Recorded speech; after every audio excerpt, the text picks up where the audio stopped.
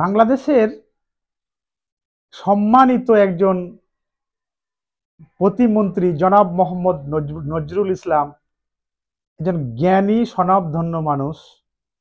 তার পায়ের অসুখের জন্য তিনি ভারতের উন্নত চিকিৎসা প্রতিষ্ঠানে চিকিৎসা করেছেন, অ্যালোপ্যাথি চিকিৎসা নিয়েছেন।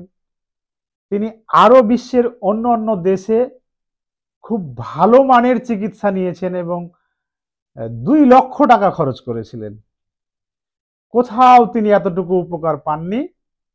তিনি উপকার পেয়েছিলেন তারই চট্টগ্রামের একজন ক্ষুদ্র হোমিওপ্যাথি ডাক্তার তাকে এই 200 টাকার ওষুধ দিয়ে তার পায়ের সেই যন্ত্রণা থেকে তাকে অব্যাহতি করে দিয়েছিলেন।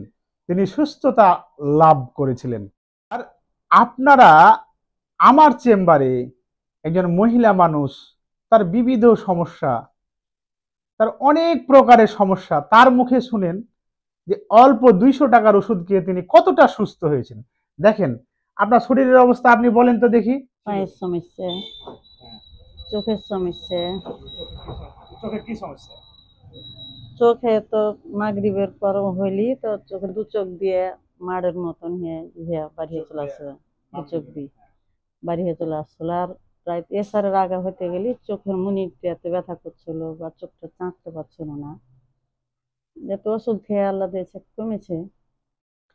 দর্শক, আপনারা তো শুনলেন, রোগী তার নিজে বলতেছে যে তার সে 10,000, 20,000, 50,000 টাকা বিভিন্ন ধরনের ওষুধ খেয়ে তার কোনো উপকার নাই। সাময়িক কিছু উপকার হয়, তারপরে ঘুরে আবার ওই জায়গাতে আসে। তিনি মাত্র 3-4 দিনের জন্য চিকিৎসা নেওয়ার পরে তার কতটা সুস্থ।